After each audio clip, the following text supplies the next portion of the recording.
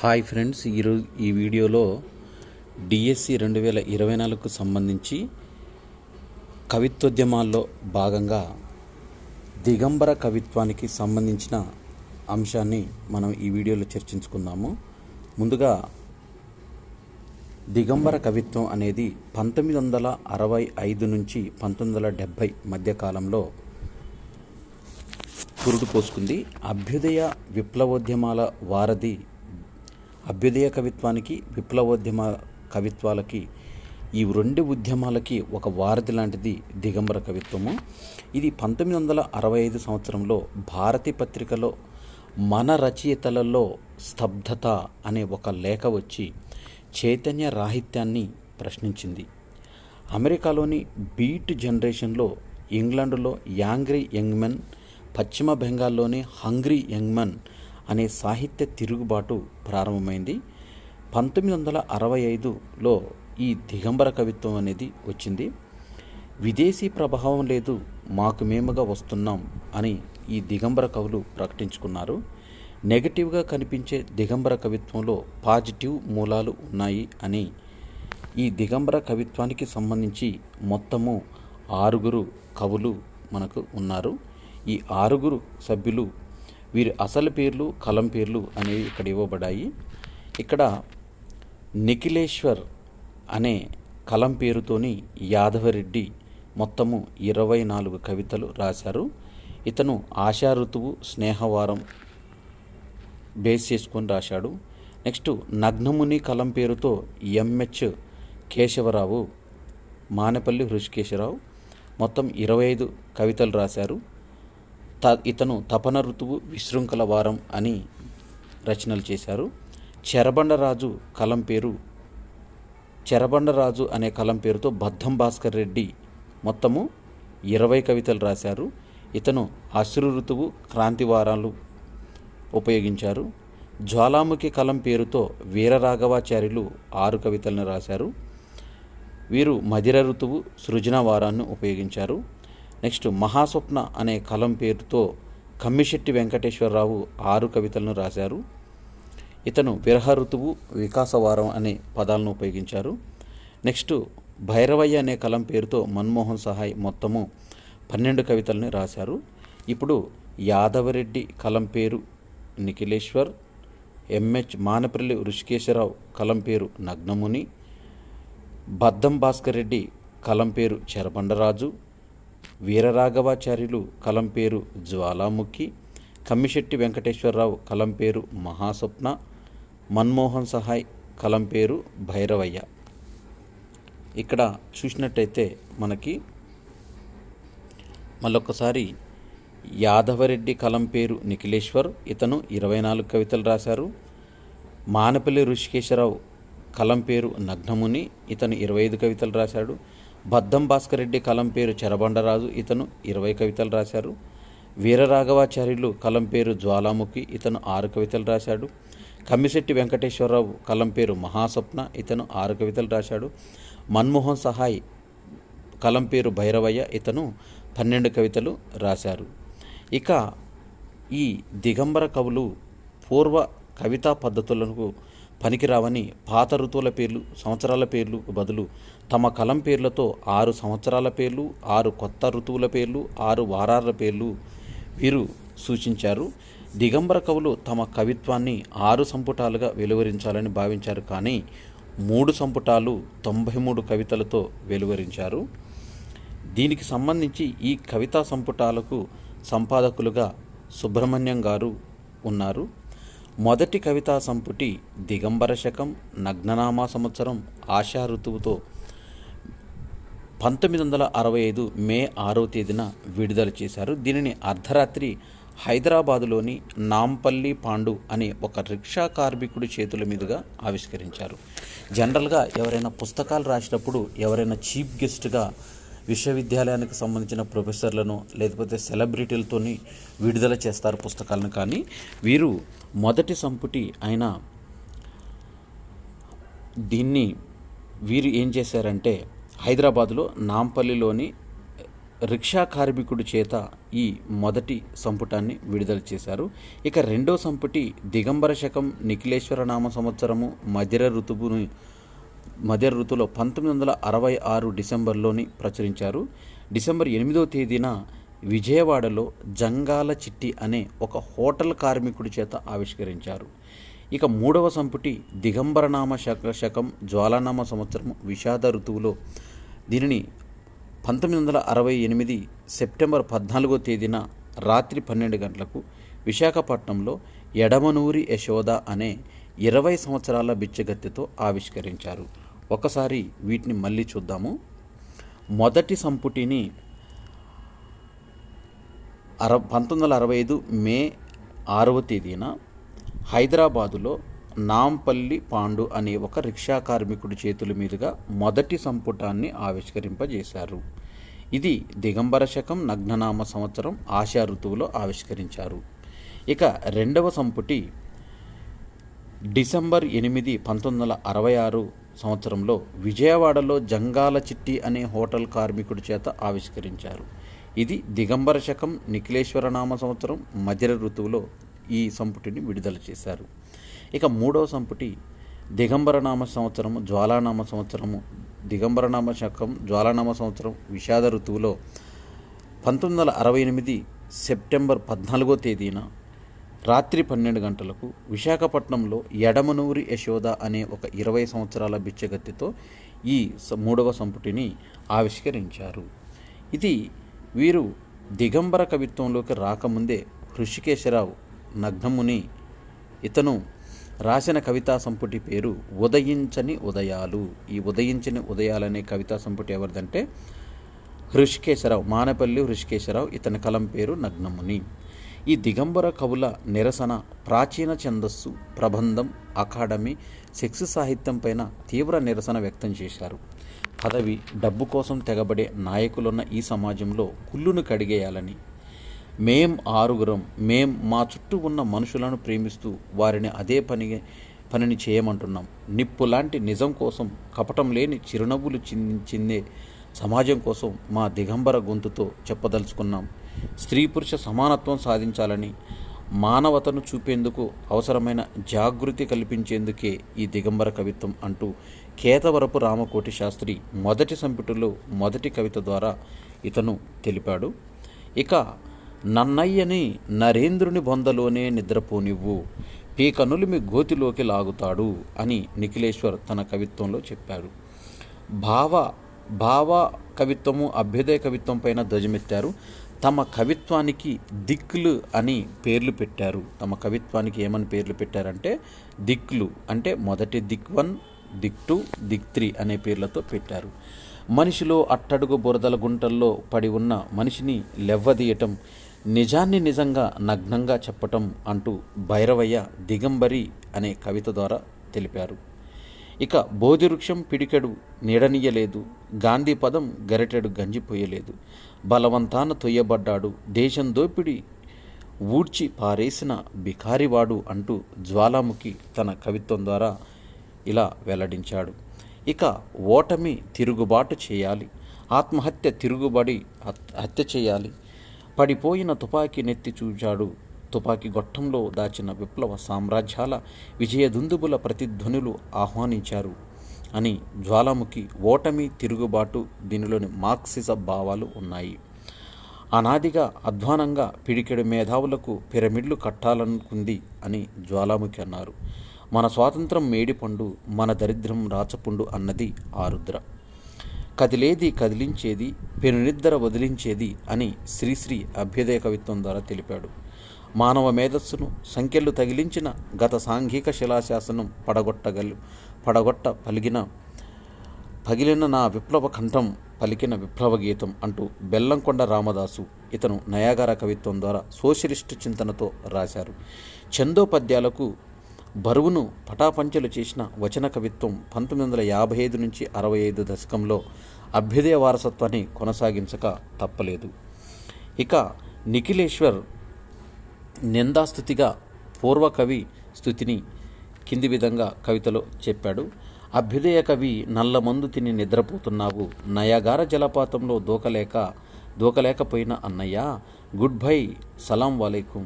వచనం లేదు, కవిత్వం అంతకంటే లేదు.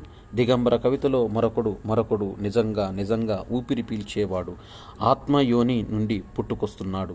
ఆత్మయోని పదబంధం భీష్ముడు అంపశయ్యపై శ్రీ మహావిష్ణువు ప్రార్థించిన విష్ణు సహస్రంలోనిది.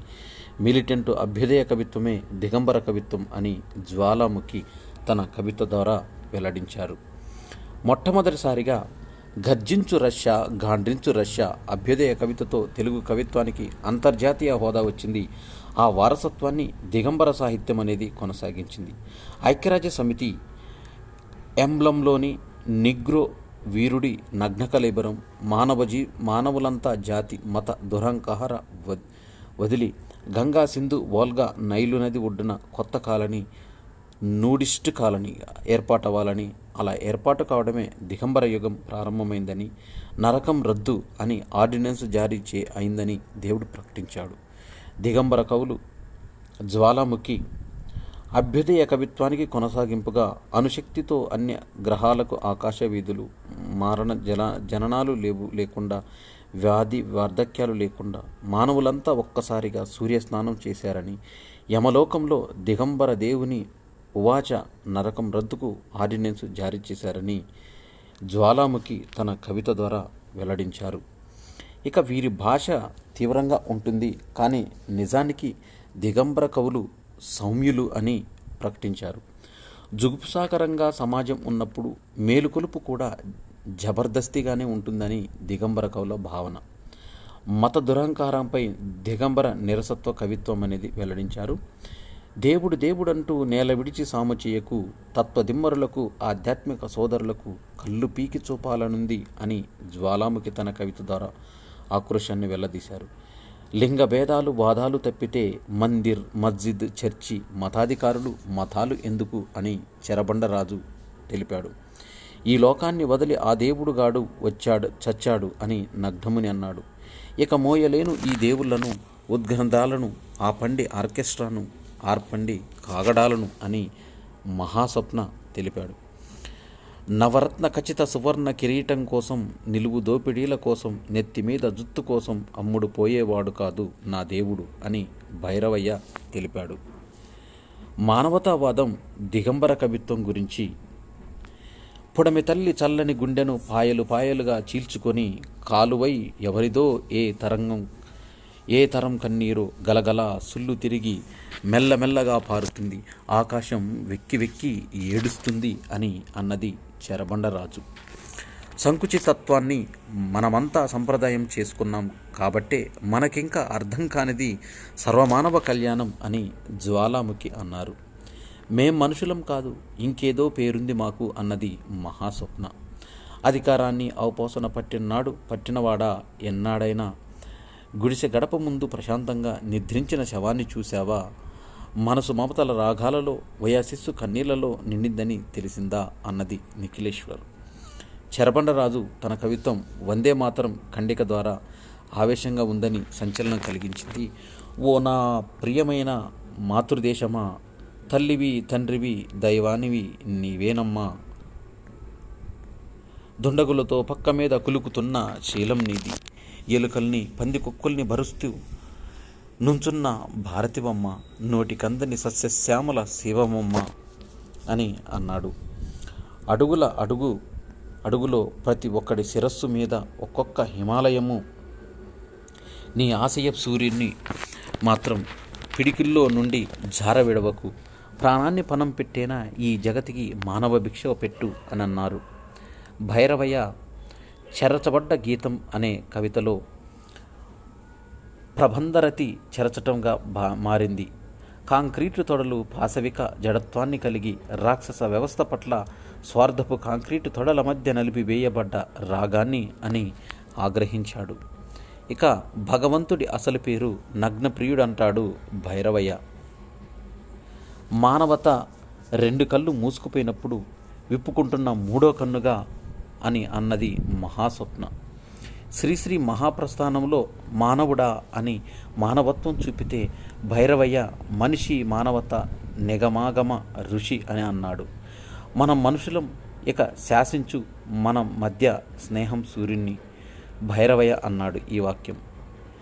పాత సమాజంలో నూతన సమాజం గర్భస్థమై ఉన్నప్పుడు బలప్రయోగం మంత్రసానిలా పనిచేయాలి అని అన్నది దిగంబర కవిత్వం. జ్వాలాముఖి లక్ష నక్షత్రాలు రాలందే ఉజ్వల ఉదయం ప్రభవించదు, కోటి సత్యాలు పోరాడందే ఉన్నత సమాజం ఆవిష్కరించదు అని అన్నది జ్వాలాముఖి. దిగంబర కవిత్వము జుగుప్స ఒకసారి చూసినట్టయితే భూమిని గురించి నగ్నముని ఈ విధంగా వర్ణించాడు. భూమి ముసలి వరి బీజములా ఉన్నది, భూమి ఆంధ్రుల జీవితంలా ఉన్నది, భూమి కడగని ఎండిన పీతిముడ్డిలా ఉన్నది అని అన్నది జుగుప్స అనే కవితలో అన్నారు. ఇక నగ్నముని అన్నారు దీన్ని. చెరబండరాజు ఎండిన స్తనాల మీదికి ఎగబడ్డ బిడ్డల్ని ఓదార్చలేని శోకం నీది, ఆకలికి ఎండి మాడి ఎరువు సొమ్ములతో వీధినబడ్డ సింగారం నీది, అమ్మా భారతి నీ గమ్యం ఏమిటి తల్లి, వందే మాతరం వందే మాతరం అని చెరబండరాజు అన్నారు.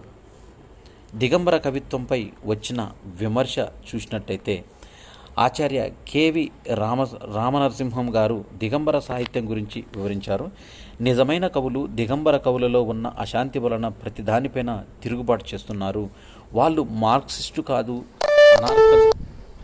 అనార్కిస్టులు. వారిలో అశాంతిని సరైన మార్గంలో పెడితే బాగుంటుందని శ్రీశ్రీ అన్నారు. సమాజం మీద, ముఖ్యంగా మధ్యతరగతి మీద కత్తి దూశారు. వీళ్ళది అభ్యుదయ రచన కాదు, జాగృతి కోసం ధ్వంస రచన అని విమర్శించింది ఆరుద్ర.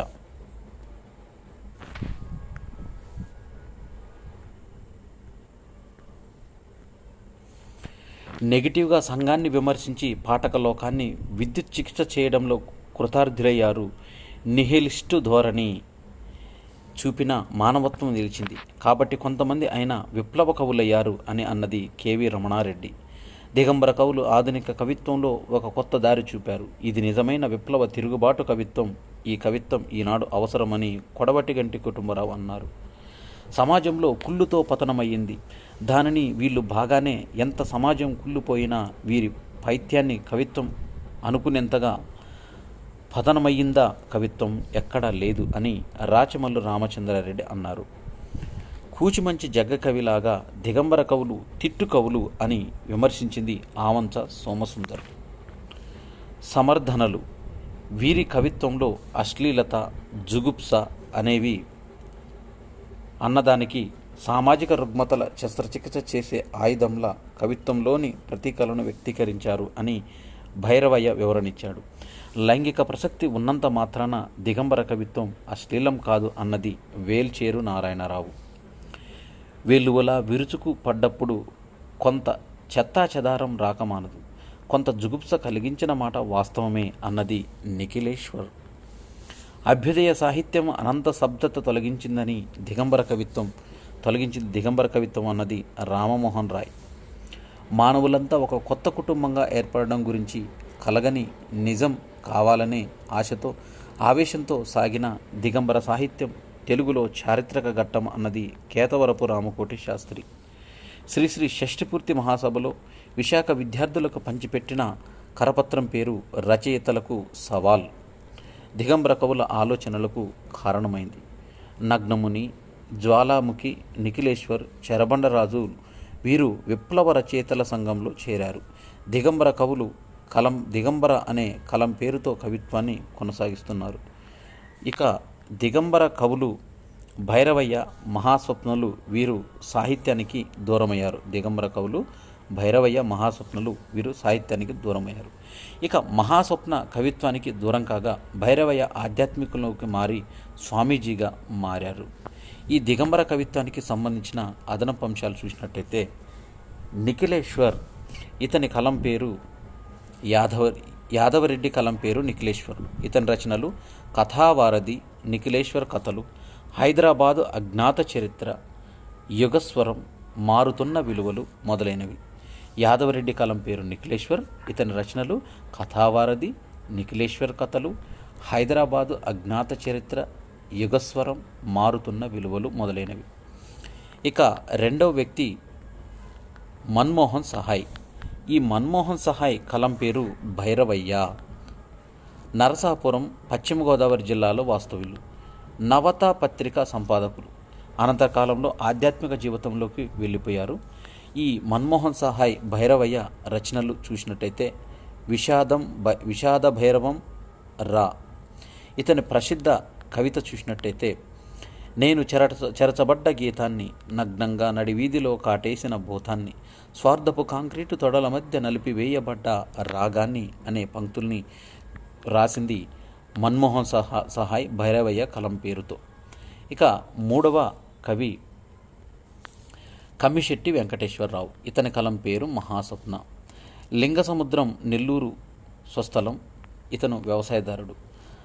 గ్లానిర్భవతి భారతి అనే కవితలో మానవత రెండు కళ్ళు మూసుకుపోయినప్పుడు విప్పుకుంటుంది మూడో కన్నునై, కాలం వాయులీనం మీద కనుమరుగై వస్తున్నాం అని అంటాడు కమ్మిశెట్టి వెంకటేశ్వరరావు మహాస్వప్న కలం పేరుతో.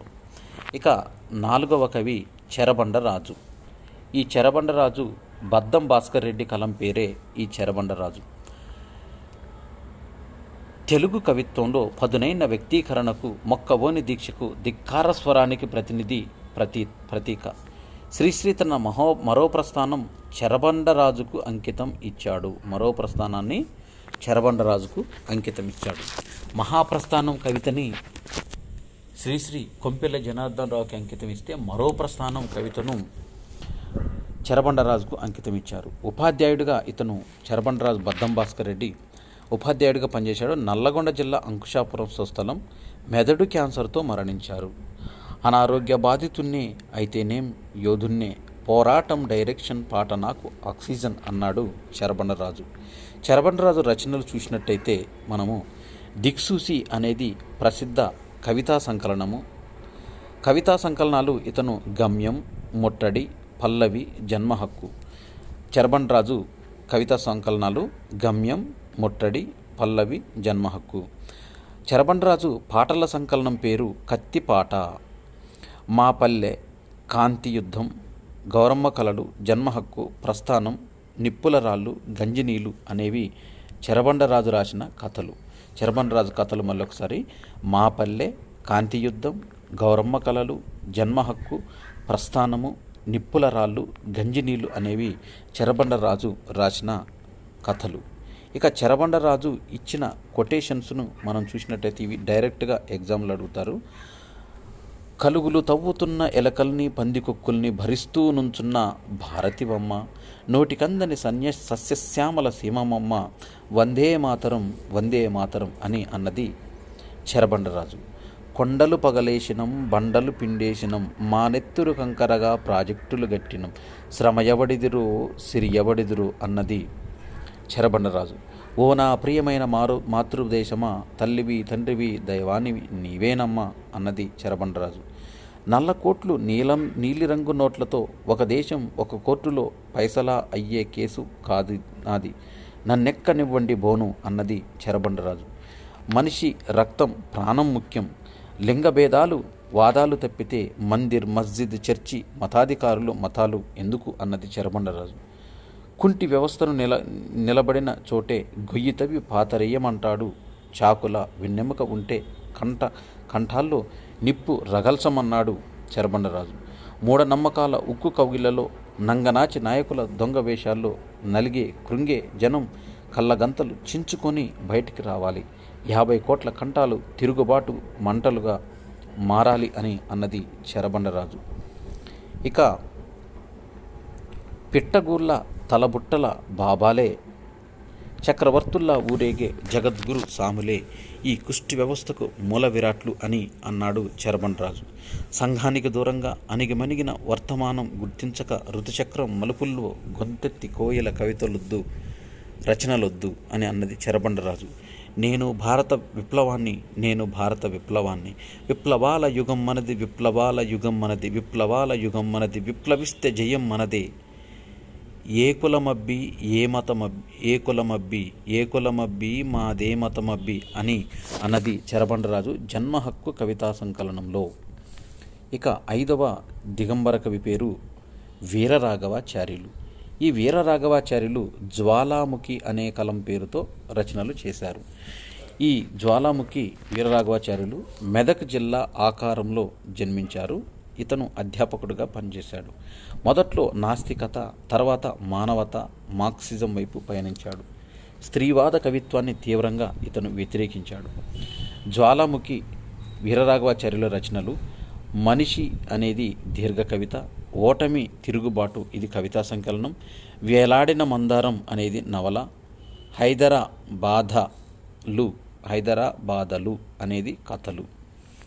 ఇక 6వ దిగంబర కవి పేరు చూసినట్టయితే ఇతను నగ్నముని. ఇతను మానేపల్లి ఋషికేశరావు.